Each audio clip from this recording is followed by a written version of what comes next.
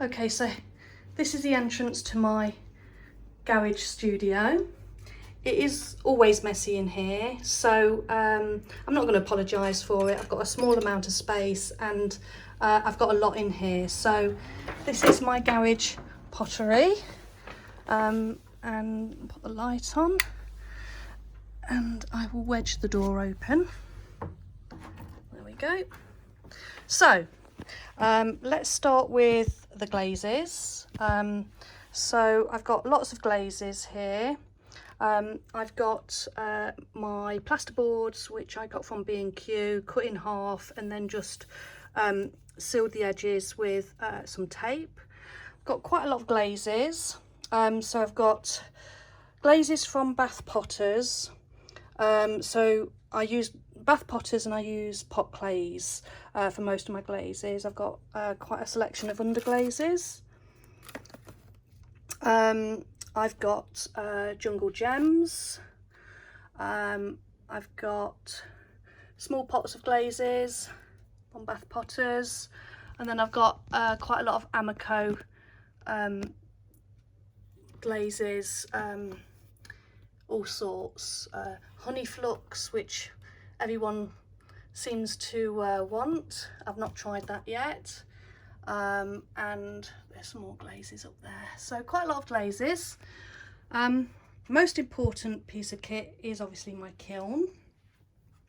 So it's a Scut kiln, and you can see there it's KM1018. It's a top loader. I won't open it. I have got some bisque ready to fire, but I'm just waiting for the pieces to dry before I fire it up. This is how generally when you walk in, there's generally projects on the go, and so they're just drying at the moment, ready to be bisque fired. So I've got some cups, some dinner plates. These are going to be stems of glasses, but my kiln is fantastic. I don't use it an awful lot. I've not fired it up that much, I suppose, in total so far. I've been potting since about 2017, and I probably have fired it about 10-12 times. So I'm still quite amateurish. I'm still learning lots and lots, but just really enjoying experimenting in here and working on projects that I fancy doing. Okay, moving to my actual workspace. I have got a wheel. It's a Shimpo, I think, and it's an RK55, and it's a nice little wheel, but I don't like throwing. I am going to be going on another course in October, so I'm not giving up yet, but I prefer to hand build, but I will be having a go at throwing at some point. My sink area, so you can see that I've not washed up that drill bit from mixing glaze, and above my sink I've got this nice little drainer that I got from IKEA. That's quite handy. So you can see I try to use the space as wisely as I can. And I'll just step back so you can see my work area. So as you walk in, you've got all my glazes, shelving, my kiln and my work area.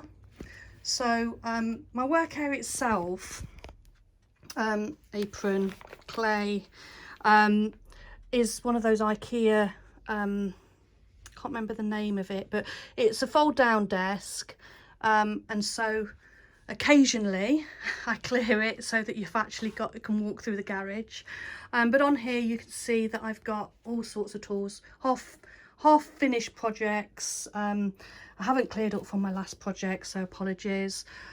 So I've got a really lovely banding wheel which just goes on forever. These are the sorts of tools I'm using ordinarily, so sponges. This is quite a nice tool that I bought recently. Needs cleaning. The pots for water, ribs, obviously rolling pins and guides for rolling, brushes, desk fan. That's a leveler, which allows you to cut straight lines. Dirty tools, water, little cutting tools, and punches for shapes. Lots of sponges, water sprayer, containers at the back to hold tools. Well, you can see, can't you, what I've got there. And then I've got a variety of obviously furniture for the kiln. Got lots and lots of bits and pieces up here, so lots of brushes, cutting equipment, shaping equipment, pens, brushes, all sorts of things there.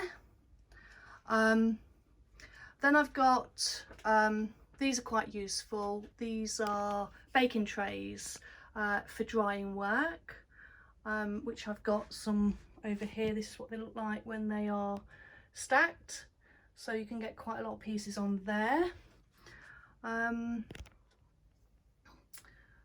Bits and pieces, so in there unopened is like a gel plate. Bought those to have a go. They came from America actually. I've not used them yet, but they're for transferring underglaze onto finished items. I've also done a bit of glass work, moderately successful, but I've got quite a lot of glass and cutting tools for glass, as well as broken glass and all sorts. Coming down this side, I've got a Dremel up there. I've got quite a lot of wallpaper, different textures.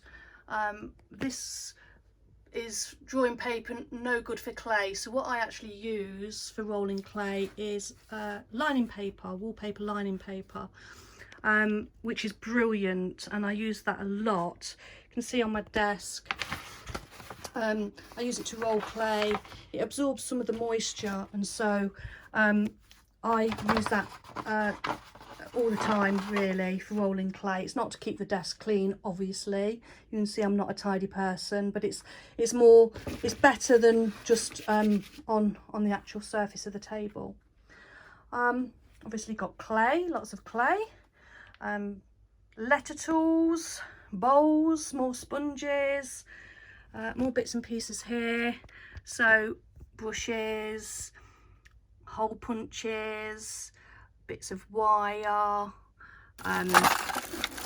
wooden tools, spatulas, cutting. This is quite a nice tool for cutting multiple straight lines, straws,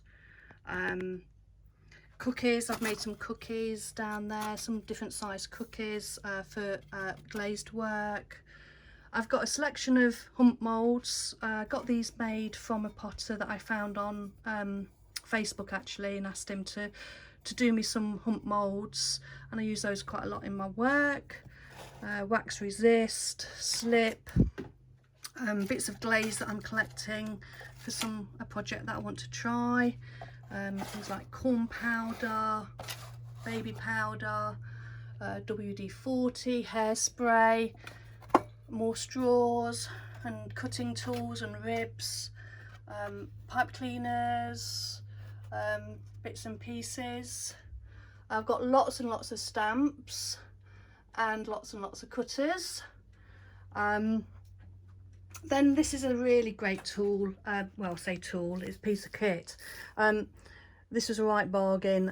I went to Bristol to pick this up, and it cost me £200, but I got loads and loads of mount board as well. So it's like a laminator, and but I use it as a slab roller, and it's fantastic. And it's quite heavy duty, so I will be showing you how I use that.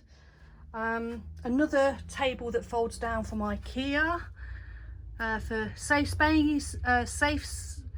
space saving when I ever tidy my space up. Thick sponges, fan heater to keep me warm. I've got some distilled water down there, some dirty pots, things that need cleaning up. So You can see I can use this plasterboard quite a lot. My kiln shelves, and on here I've just got pieces of work that I'm just going to be refiring these because I wasn't happy with them. I've got things like test tiles on here that I've been trying out, different colour glazes and combinations.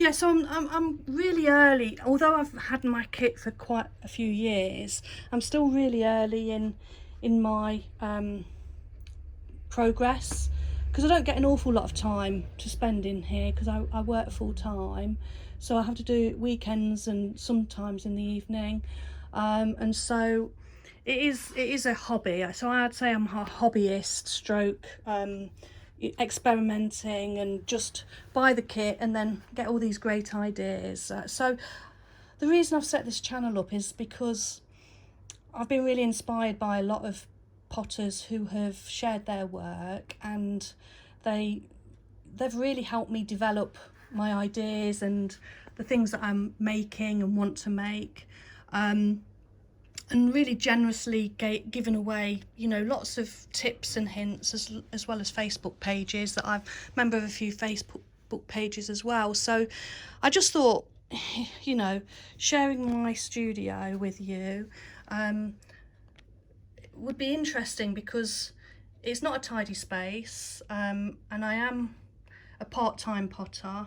I love what I do, but I don't know how that compares to your garage pottery areas, and I don't know if some of you started out in a garage and then got your own studios.